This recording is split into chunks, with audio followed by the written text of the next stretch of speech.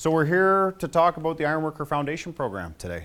My name's Mike McCorrick. I'm going to be the kind of core presenter of this material, and I want to give you a bit of an overview of what we're doing at BCIT for Ironworker training, kind of how we fit into the big picture, and more or less just what foundation training means and how we get involved and what would be the next steps from there. So this is our information session. We'll do a quick introduction. Myself, Mike McCorrick, and I'll introduce Justin in a minute. We're going to run through the big pictures, as I was saying, a bit of an overview of Ironworker training at BCIT. And then I'll have Justin take it over and he'll give us a bit of an overview of the foundation Ironworker training, which is specifically why we're here today. So as I alluded to, and just in case anybody forgot, my name is Mike. I can wear it on my chest so I don't forget. And this is Justin. Good afternoon. I'm the Chief Instructor of Steel Trades at BCIT. Ironworker, I was going to say formally, but still an ironworker, just presently not in the instructional role. So my role here is support for the instructors. As the Chief Instructor's position, it's my job to supplement training and to make sure the instructors have what they need to kind of get through their day-to-day. We're at the Steel Trades Department, which is fairly unique in BCIT as we represent both ironworker, metal fabricator, and boilermaker trades in addition to marine fitter and crane operator trades. My background is a specialist in ironworking within the reinforcing field, so reinforcing and post-tensioning, and that's why I was hired here at BCIT to start delivering that training. I've been here about 7 years now.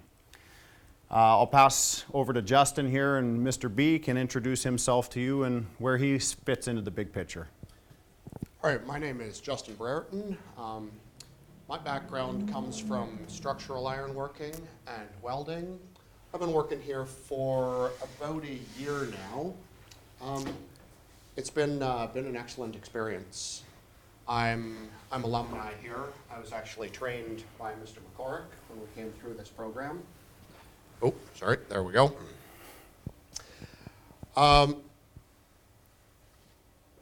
Like I say, I've been here for about a year. I was hired on for my expertise in welding and to sort of bring some new ideas into the place. We're going to go through our little slideshow here? Sure, yeah. So we're going to keep this fairly informal. Thanks for joining us. It's nice to have you. Most of us are joining online. We've got a couple people in the class, so for those of you who can't see what's happening in the room, we're talking to a couple people here about ironworker training, about foundation training. So we don't want to take a whole lot of time running through slide material and written material, but we do want to tell you about the program and how it fits in and the training fits into ironworker as a career or as a trade. So the big picture, the overview. Ironworker that you guys have signed up for is the Ironworker Generalist Program. And the Ironworker Generalist Program is the parent trade. It's been around since the turn of the century, and we've been training it here at BCIT since the 1950s. This represents 50 some odd years of ironworker training at BCIT, and it's something that we're fairly proud of here. In the grand scheme of things, the foundational training is your starting point. It's where you begin your trade. It's how you fit into it's your first slot. From there, we'd be looking for apprenticeship. And are any of you familiar with apprenticeship or what it means to be an apprentice? Basically, it means that you are acquiring some training, at this case at BCIT in the Ironworker department, and then you're getting the rest of your training, the complement of it out in the work world. So the industry does about 80 to 90% of your hours, and you spend time earning, you spend time learning on the job, and then you spend time kind of moving in and out of training here. So Ironworker is a 3-level program. Foundation level, level 1 is the one we're going to focus here today on, and it represents about 23 weeks of training. Your level 2 upgrade would be about a year after you finish your foundational training, and it represents about 6 weeks of training. And your level 3 upgrade, about 2 years after you finish your foundational training, would represent another 6 weeks of training. So all in all, we're looking for somewhere in the neighborhood of 34 weeks of training to finish an ironworker apprenticeship. All in all, in the field, you'd be expected to put in somewhere around 4,500 to 5,000 hours of field experience in order to get that rounded out so that you're balancing both the theory and the practical portions of your trade. So, as I was saying, if there's any questions as we go along, feel free to stop me anytime. We want to keep it fairly casual and keep it open to dialogue. So the apprenticeship is your immediate goal at finishing your foundational training. Our goal for foundation is to get you job ready. So that being said, it's the most practically oriented ironworker training that we offer. It's designed to get you with field ready skills for an entry-level position into the trades. So Justin's going to talk a bit about what the nitty-gritty skills are and how we go about compiling those into making an ironworker as a tradesperson. But basically, we're going to get somewhere around 70% of your time spent in that 23-week training spent practically oriented, getting you ready to become an apprentice. So from there, it would be, you'd be moving out to the industry. The industry would indenture you, hire you as an apprentice, put you through your first year of field-based experience, and you'd sign up for a level 2 and come back and see us in about a year. That's basically how that would work. Moving on to apprenticeship, your goal is going to change a little bit. So once you're over the initial hurdle of becoming an apprentice, your goal is going to shift to now becoming a trade qualified ironworker. So in this case, we're lucky, we're privileged to have a Red Seal endorsement as a part of our trade. So not only do you get a trade qualification in the province of British Columbia, a certificate of apprenticeship for completing a full-blown apprenticeship, but you're also going to get a Red Seal endorsement. And that's widely recognized throughout, well, Canada at the very least, but even other parts of the world will recognize a Red Seal endorsement. And it is something we're very lucky to have. It's not necessarily the end of the road as far as your learning is concerned, but it does mark the end of your apprenticeship as far as most trades are concerned. I'm going to pass it over to Justin, and he's going to give you a bit of an exploration about our foundation training and what the 23 weeks of time you spend here is going to be about. So, Thanks, Mike. So, our foundation training, as the name says, really tries to lay down as broad a foundation as it possibly can. The beautiful thing I find about this trade is that there are so many different facets to it. One can work in many different fields, from rebar through structural, through industrial refit, commercial jobs. We're even getting into residential structural steel now, skyscrapers, refineries, many, many, many different facets to this trade. And everyone comes with its different challenges, and like all things in life, it's ups and it's downs. So we try and hit as many of these things as is possible in 23 weeks. It puts a good pace to the program, and it puts you out with a lot of the skills that you're going to need to get yourself going and begin your apprenticeship.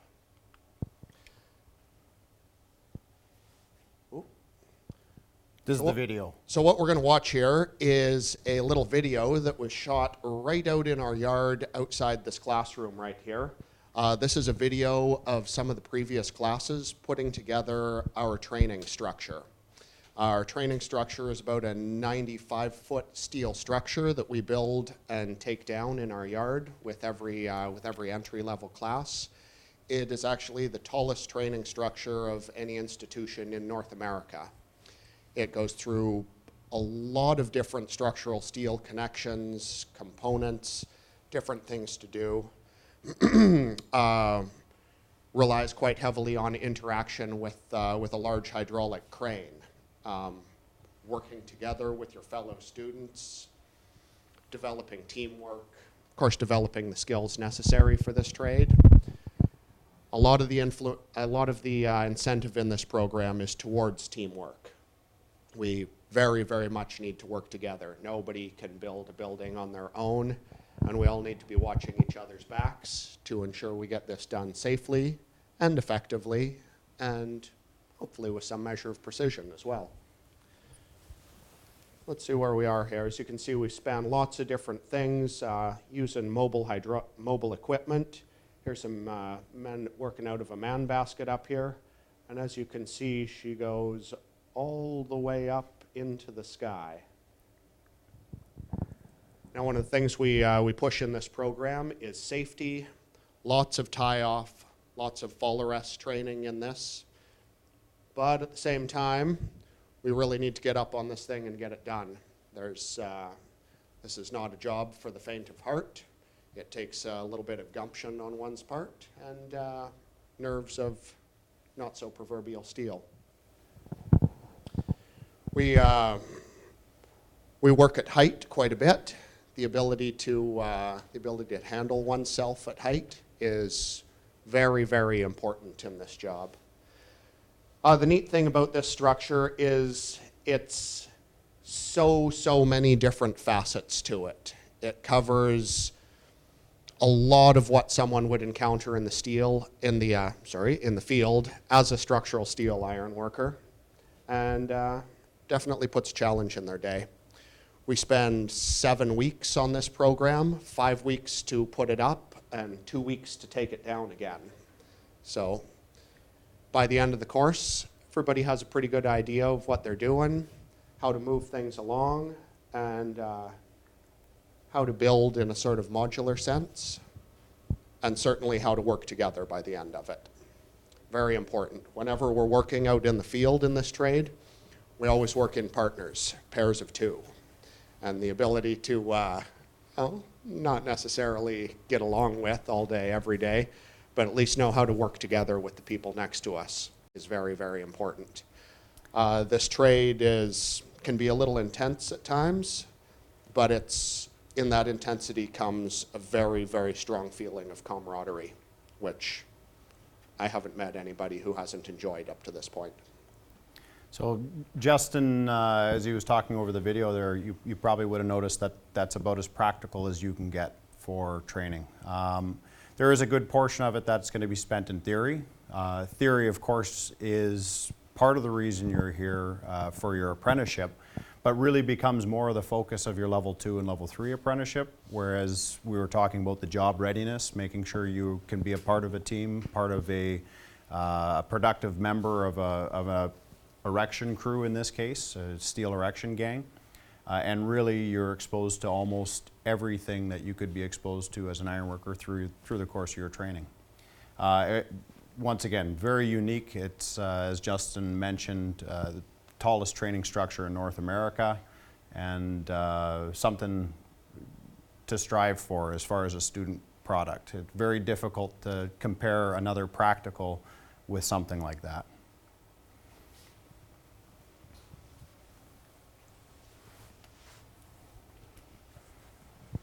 All right, so our entry-level course is a 23-week course that takes us through, I believe we have 13 different units.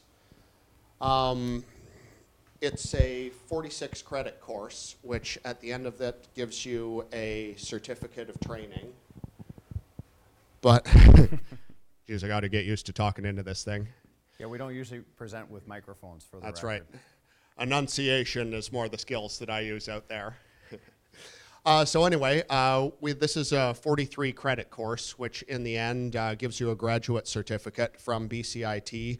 But these credits are also transferable into college credits and can be used for all sorts of different ways to further one's education.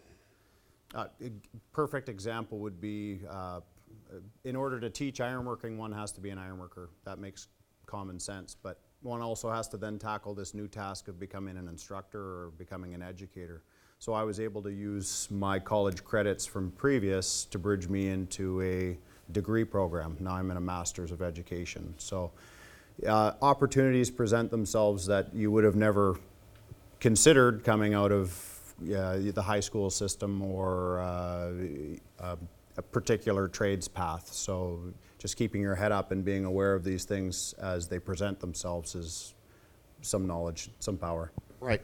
I've had students in several of my entry-level classes who they're interested in being an iron worker, but they're using this as a segue into other fields of employment. I had one young gentleman in my class who was interested in being a structural engineer, and he actually wanted to get out there into the field and work on a structure and have his hands involved in it before he ever went into an office and started building things. He's going to have a huge, huge leg up when he eventually goes into his engineering degree. I had another fellow in my class who wanted to be a firefighter. And if you want to be a firefighter, you either need a college degree or a construction red seal. He chose ironworking to get into that. Very good. Work at heights, very conducive into firefighting, certainly working with a team, and knowing how to work hard and keep it together. Work under pressure. There's lots of intangible skills that are taught here as well, which can further one's education in a variety of different ways. So we'll take some opportunities to talk about the nuts and bolts of what make the program. So Justin was talking about the 13 separate courses that make up the Ironworker Foundation training. And there's a couple of slides here coming up that will list those off, but we'll elaborate on what that means to actually work and collect a safety mark for an ironworking course. So our first three here, safety, math, and blueprints. Safety goes right at the top of this because this is something that we push very, very big. When we get out into the field, it is absolutely mandatory that you know how to conduct yourself safely, how to work safely, how to keep yourself, and of course the people around you well out of danger. The safety facets of our program are continuous and ongoing through all of our 13 different modules, and all of those marks are compiled together into the end to give yourself a safety mark.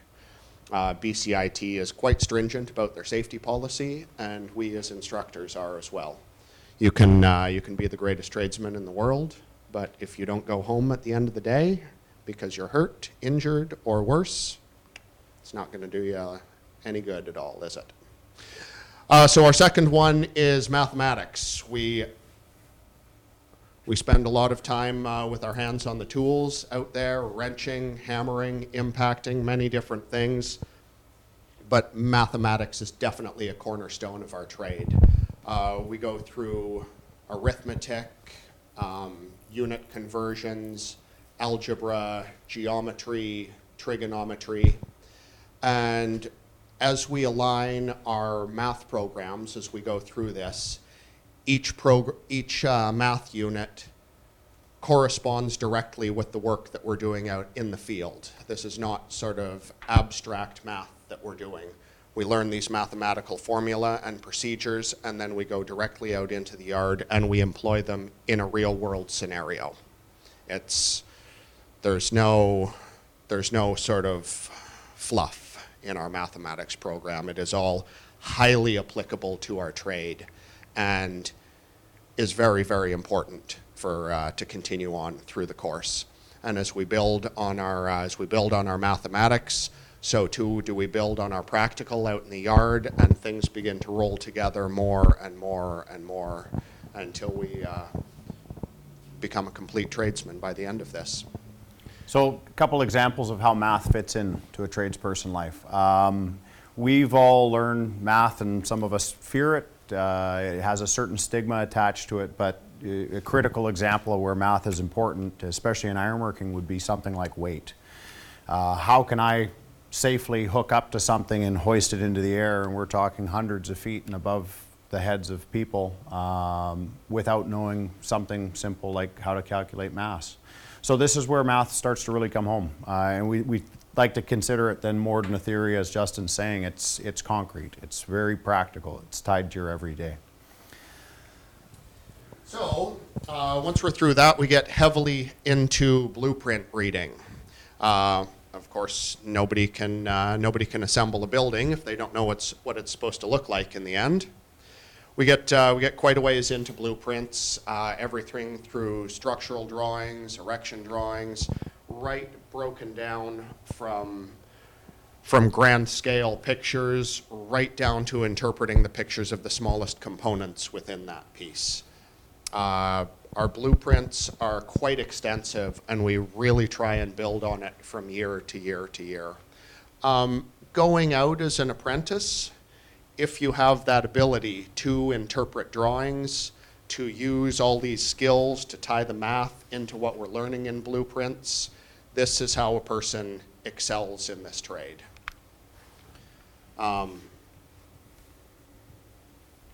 Going out into the field, this is integral. Knowing things like this brings you up, draws you through your apprenticeship into being a journeyman, and deeper understanding of not just how to hit a piece of steel with a hammer, but how, why, where it goes, where we're putting it, why we're putting it there. All of these things tie into our blueprint lessons and draws us into more foreman and general foreman and superintendent, and gives us a great deal of upward mobility in this trade. Once we're through that, we get into tools and equipment. We operate a great variety of tools and equipment. We have just the tiniest percentage of the tools that we use in this trade. Everything from little fellas like this into big fellas like this, and then some more exciting things that we get into as well. Our tools are not just hand tools and power tools. Our tools and equipment also involves forklifts, telehandlers. These are large rough terrain forklifts, aerial work platforms of many different types. Of course, cranes are in there. We're not actually crane operators, but we do interact with the crane on a veritable daily basis. Key equipment. We try and train as many different things as we can. Like we say, we do 70% practical training, so we try and get these tools in your hand as much as we possibly can on our way through this course. Welding. Welding is a very big facet of our course. That's covered under our tools and equipment as well. No, I'm jumping ahead. It's not. That's one of our next ones here. Which is actually your specialty. Which is actually my specialty. In Yes. addition to Justin being on his way for completing his instructor's diploma and having a red seal in his trade as an ironworker, he also holds a B level, or are you an A level welder? I'm a B ticket welder right now. B ticket welder. I'm pushing my way towards having my welding red seal as well. So, and Canadian Welding Bureau certifications in all position for stick, as well as a Canadian Welding Bureau inspector and I'm also an inspector, supervisor. a welding supervisor. I hold several different welding tickets. Like I say, I'm on my way to getting my red seal right now. So another good thing about, nice, I'm going to spout on about welding a little bit here. Hopefully you come to our department and not to theirs. But our two trades lay hand in hand quite nicely. We work with steel all the time. It can't always just be bolted together. Sometimes we need to burn some rod into it. Our next major unit is oxyacetylene cutting. This is getting a gas-powered cutting torch into your hands. Lots of sparks, fire, good stuff actually. This is constantly we shape steel with this, and there's a little bit of a learning curve when this goes. When you first get into operating cutting torch, it can be a bit of a mess, but by the time we get through, I believe we have 2 weeks in our foundation program to concentrate on oxy-fuel cutting, you'll be pretty surgical by the end of it. It's a neat process, and it's kind of fun to do. We have all sorts of projects that we do for it. This little fella right here started out as a one rough full-length beam and was cut into pieces by the oxy-fuel process, shaped, ground, holes drilled in it, bolts entered into her, all sorts of different things. Small fabrication project here. Where do we go into next? Yes, I've spouted on about welding quite a bit, and here we are into it. We have a 1-month welding program that we bring students from the very, very basics of welding into starting into practicing to get their welding tickets and their provincial and federal certifications for welding. We don't go all the way into certification in our foundation program, but we certainly lay down a very strong basis for you. By the end of our 3rd year of our apprenticeship program, you're probably going to be a pretty good welder by that time. Or so I hope. If I have my way, you will be. Next, we have our layout portion of it. Now, before we can start cutting things into pieces and bolting them together or welding them together, we need to know how to interpret our blueprint, which we've already been over. And once we've interpreted that, we need to figure out how to turn that into something. Our layout program involves steel fabrication, right through to using some surveying tools. Once again, layout is, we're getting into more the precision end of our trade now. Like I say, it doesn't take a great mind to whack a piece of steel with a hammer, but to do precision layout is a true art form. And those who are very good at it tend to excel. They are a desirable person to have on one's crew when one enters out into the field. Then we get into one of our larger portions of our course, rigging and cranes. We do extensive rigging. Ironworkers are the top echelon of riggers when you get out into the field. We do the most time with crane interaction. A lot of our math comes into this, figuring how much our pieces are going to weigh, the capacities of various pieces of rigging that we use, how to hook them up to the crane, how to interact with that crane, appropriate jewelry that should go on with it, everywhere from the big fellas right down to the cute little guys. Everything has math behind it. Everything needs to be figured out and done properly and effectively. And by the end of this course, you will have a very, very firm understanding of this. Ironworkers are highly desirable riggers out in the field, and all the time we're called on by other trades to assist them in their rigging processes. Our certification is renowned.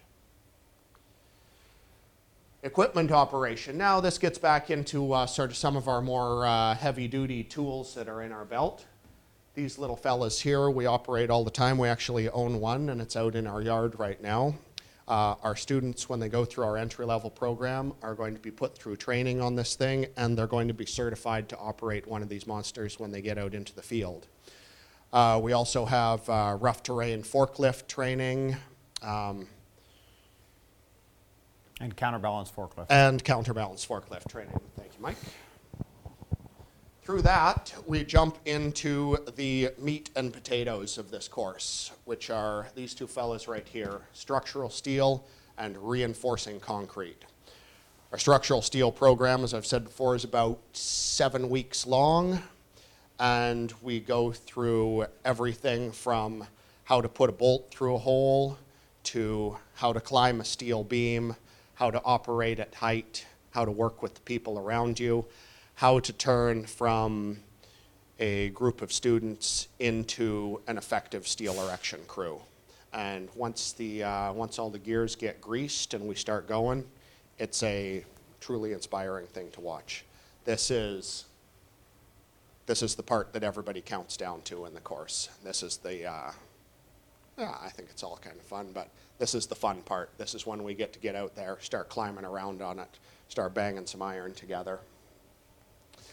Reinforcing concrete. These two fellas here, these are the cornerstones of our trade. Ironworkers are usually broken down into one of two categories, a structural or a reinforcing ironworker.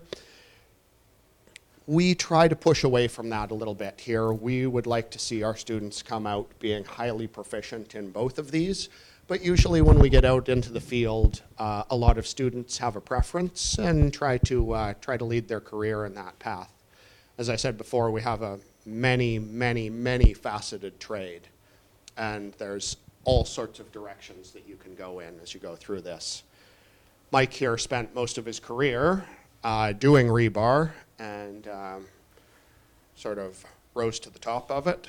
If you're a person with drive and good intention, you can excel in any of these programs you want to. Can you tell us a little bit more about the reinforcing field, Mike? Sure. So as Justin was saying, these are our real modules where everything comes together.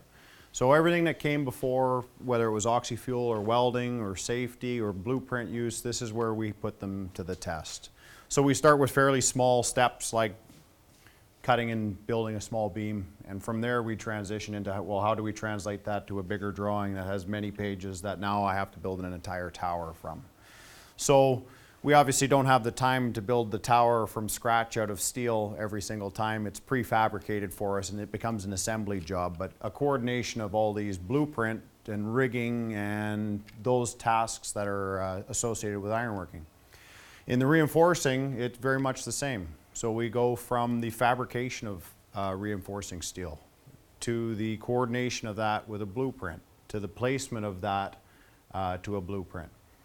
All of these things are tied, and they tie all of the smaller skills together and basically get you to the point of where we're ready to put you into the industry comfortably, that you'd be a safe and contributing member to any team. We're extremely lucky in our program in the sense that we have a lot of industry partners out there to take our grads. The Ironworker program is one of a few at BCIT that has 100% enrollment, or not enrollment rates, sorry. What's that term I'm looking for? Employment. The other important one. Employment rates. So our grads are met at the conclusion of their training by a contractor willing to take them on as an apprentice.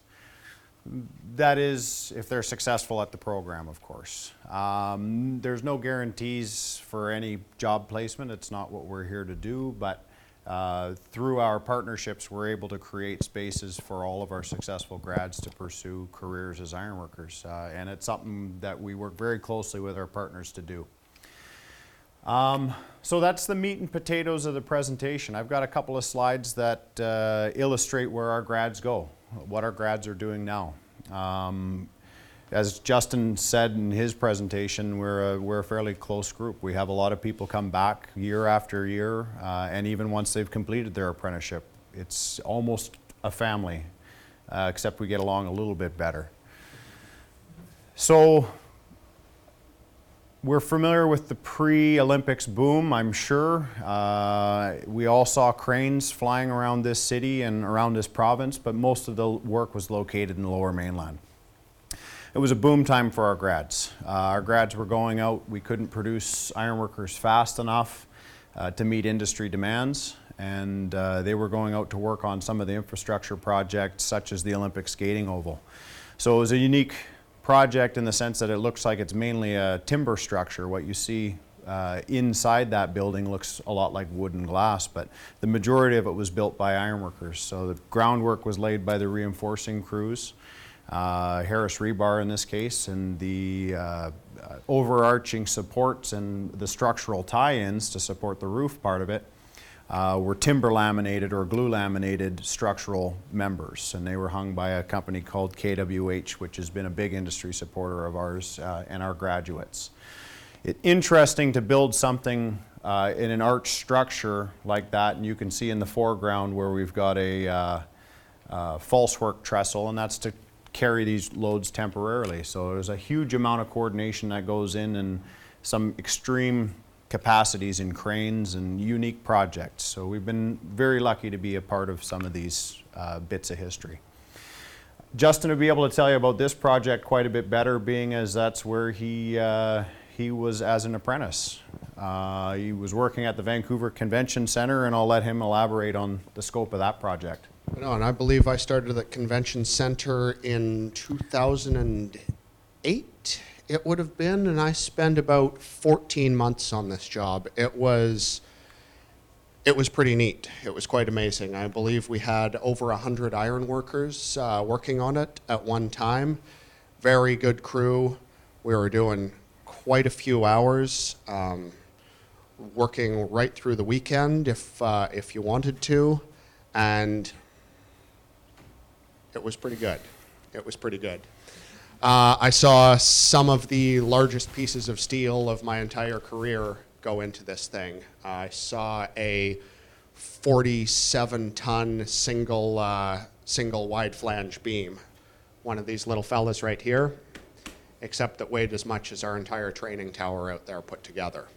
Pretty serious steel go into it. This was a project that went on, 18 months, I think it took to put in. It was quite incredible, the amount of work and coordination and the people that were working on it. It was a once-in-a-lifetime kind of project. There were single connections on the convention center that were multi-shift basis for welders, and it would take 3 days to fill a connection, 24 hours a day, one weld. Yeah. To give you a sense of scope of how much material there was put down in some of these projects. It just very eye-opening and quite humbling to get underneath a piece of steel like that, or to work in proximity to a crane that size and to be a part of a world-class structure. And Convention Center was only one of them. There's a much more recent project, post-Olympics, that just finished, and that was the Port Mann Bridge crossing.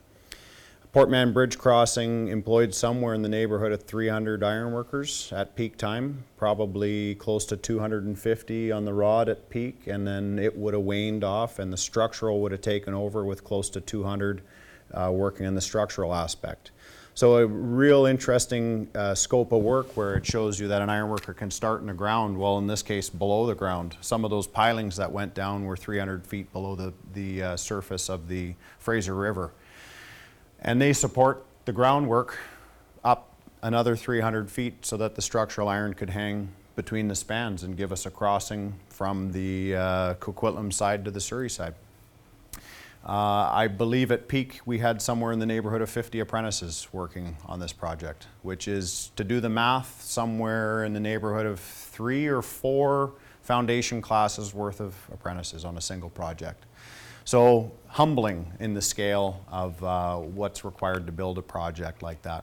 One of our all-stars, I won't mention his last name, we'll just call him Dylan, was, in addition to working on that project as an apprentice, because the project was large in duration, became a foreman on this project. So started as an apprentice, but project like this takes 3 to 4 years. He was a foreman by the time the project wrapped up. So it was a picture of him on the material hoist, which is used to feed material up for the construction of these towers. One thing you'll notice about the ironworker, the scope of the work, is that it's outside. It's off the ground. These are not the most comfortable places in the world, and it's something that you should be aware of signing up for a foundations program, is this is your scope of work. I can attest to that. There will be beautiful days where you're absolutely on top of the world, looking out over the city, and it's blue skies and beautiful oceans, and the birds are singing, and the gentle breeze is blowing. And there's some days where you got to be tough. The rain will be coming in sideways, and you'll be cold and wet, and Luckily, we don't have any pictures of those days. no. But so these are things you have to be ready for when you get into this trade. A lot of building trades right now are outside. They're in the elements. So you got to be ready for it. So BC Place would have been one of those exceptions if we didn't tear the roof off it to build it. So we started that project by tearing the roof off and exposing it to the rest of the world.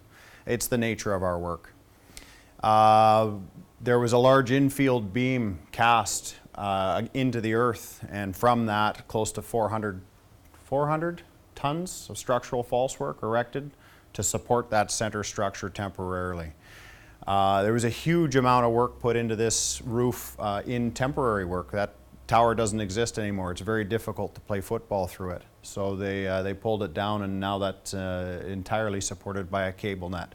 It's the first time in history that they'd ever attempted a refit at a roof of that scale. The next closest thing is they built a very similar stadium in Poland, I believe, but they built it from scratch. So the whole refit, refurbishment, and seismic upgrade of this structure was something that we were a part of from beginning till end. I actually worked on this project for not a long time, maybe 6 months, something like that. I did several months working on the interior structure of it. Actually inside on the where you'd be walking around when you're going to get a drink and that sort of thing, doing a big retrofit in there, applying huge big pieces of steel to the sides of the columns inside to receive some of the hardware that's coming down off these. And I did some work up on top of some of the masts as well. When we need to lift this up, of course, this is where ironworker rigging comes in. So they have huge, big pieces of steel attached to the side of them that are only there so that we have a good attachment point to lift it up and put it into place. And once it's in place, all this stuff needs to be removed again. You need to get in there with your gouger and your cutting torch and slash it all to pieces, hook it up to the crane, and send these things down to the ground. Now, I believe when they were lifting, they needed a piece of hardware, something like that. Now, that's the hook coming down off the bottom of the crane. That's a little duplex hook there with, I can't remember this gentleman's name right now. But anyway, it's a monster. I think each of those columns, when they lifted it, was somewhere in the neighborhood of 110 tons, something like that. So we're dealing with a lot of steel going up in the air. A lot of math goes into it, a lot of precision, and it was a great project. Well, what do we have, about 150, 200 men, something like that on it at the height of the project. Here's a young fella, also one of our grads here from a little while ago, getting up into the air a little bit. So it wasn't all large, glorious work. You can see the size of that crane. It wouldn't be used to hang this lighter iron. There's a spectrum. So our job is to get you ready for that spectrum. Our job is to get you ready to work with a 400-ton crane or to work with a 20-ton crane. And we do that through exposing you to the scope of work that you'll be encountering as an ironworker. We don't have a windmill here at BCIT. Maybe someday we will. But this is an apprentice of ours who was working in southern Alberta in the Pincher Creek area putting up wind turbine farm. So the work isn't always in the city. You've heard about Kitimat and the big modernization project that went over there, wind energy. You'll hear about dams and other run-of-river projects, whether they're the grand ones or whether they're the small ones. There's an ironworker on that project, and they're applying their craft. We have run out of slides, so what I'd like to do is open it up for any questions or any comments. We have an instructor and the chief instructor here, so if you have any burning questions, it's the best time I can think of to ask.